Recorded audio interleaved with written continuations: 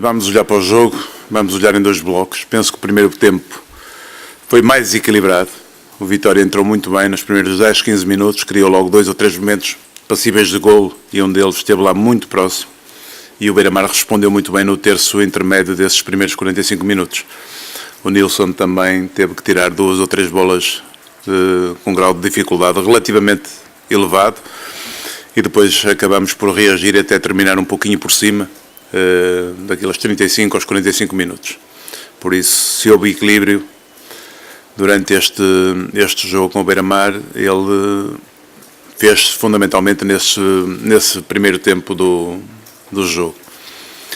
O segundo tempo do jogo é diferente, dá um grande volume de jogo no sentido da baliza da equipe de Aveiro, muitos momentos passíveis de finalização e de golo, uma grande ineficácia da nossa parte, mais de mérito nosso até do que mérito de quem estava do lado oposto, porque a maior parte desses momentos de finalização não foram realizados com um mínimo de eficácia.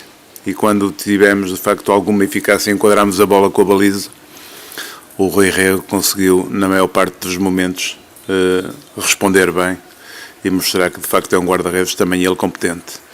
Acabámos por conseguir, no meio desse grande volume de oportunidades, por fazer um golo que acabou por fazer toda a diferença.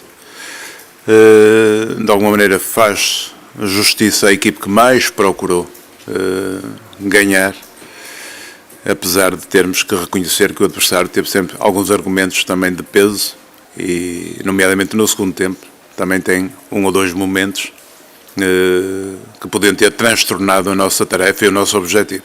É justo que o façamos.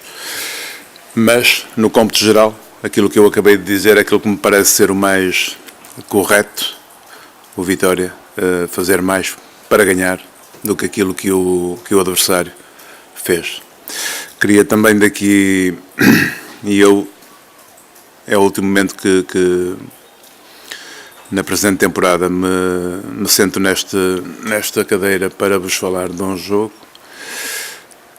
De alguma maneira evitei ao longo dos 29 jogos já realizados para a Liga fazer qualquer tipo de observação relativamente à arbitragem, no sentido de dar um contributo para que as coisas em Portugal sejam mais pacíficas, de alguma maneira mais regulares e menos tumultuadas. Evitei contribuir para isso. Na semana passada, aquilo que se passou em Passos Ferreira, de alguma maneira magoou, porque houve lances que de facto foram determinantes para que o desfecho fosse aquele que foi.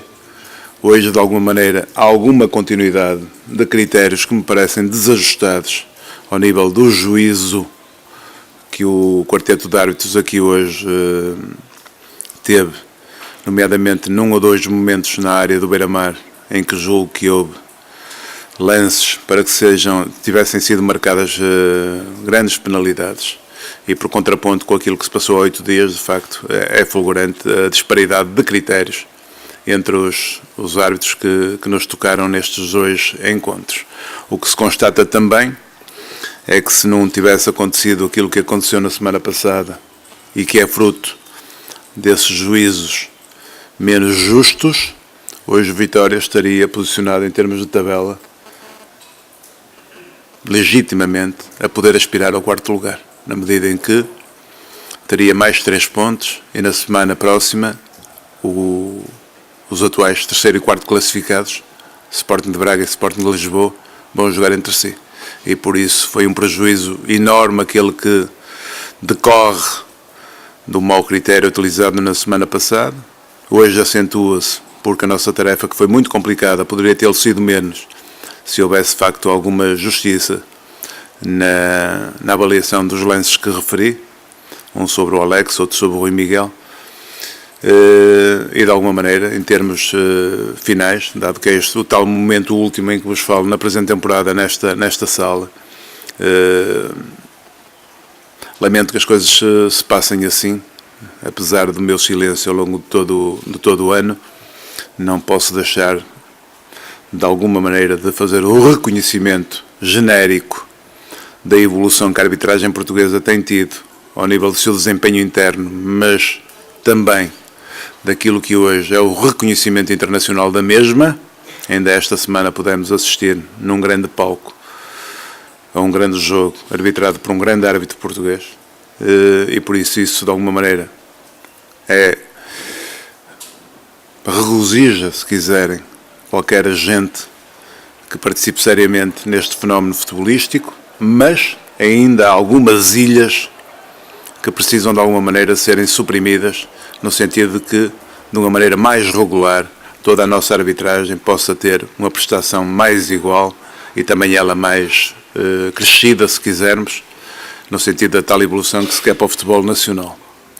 Fica uma última palavra também, dado ser o tal momento último da presente temporada em Guimarães, para a nossa massa adepta, pelo apoio que nos dispensaram ao longo dos 15 jogos aqui realizados e o número menor que nos acompanhou ao longo de todo o ano, nos momentos em que jogamos noutros campos, mas fica também aqui uma pequena observação.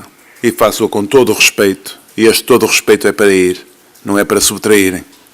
Tenho todo o respeito pela massa associativa do Vitória, sou também associado desta casa quase há 3 décadas. É assim, não contribui para o sucesso vitimizarem um jogador. Tem acontecido época a época, lembro-me que aqui há alguns anos era o Rogério Matias, nos anos sequentes era o Flávio Meireles, acho que o ano passado eu não estava cá, mas o Alex era um alvo preferido, e agora porque o nosso melhor goleador da equipe, um dos melhores do Campeonato Nacional, está numa fase de menor eficácia, não há que estar de forma constante, de alguma maneira, a criar-lhe um ambiente de dificuldade, que de alguma maneira só o inibe, só o inerva, só lhe tira competência, só lhe tira eficácia. E por isso a nossa massa adepta, os nossos associados, são de facto excepcionais, são de facto extraordinários, mas têm ainda nesta vertente que de alguma maneira refletirem, seja sobre o Edgar, seja sobre qualquer outro, a forma como de alguma maneira analisam e depois se expressam relativamente a esses jogadores que passam por fases menos boas ao longo de uma temporada. O Edgar é de facto um excelente profissional, é um excelente homem, trabalha muito dentro do campo, não é por estar num ciclo menos bom, de menor felicidade, de menor eficácia, que merece um tratamento igual àquele a que hoje aqui foi sujeito. A minha solidariedade para ele. Muito obrigado para vocês.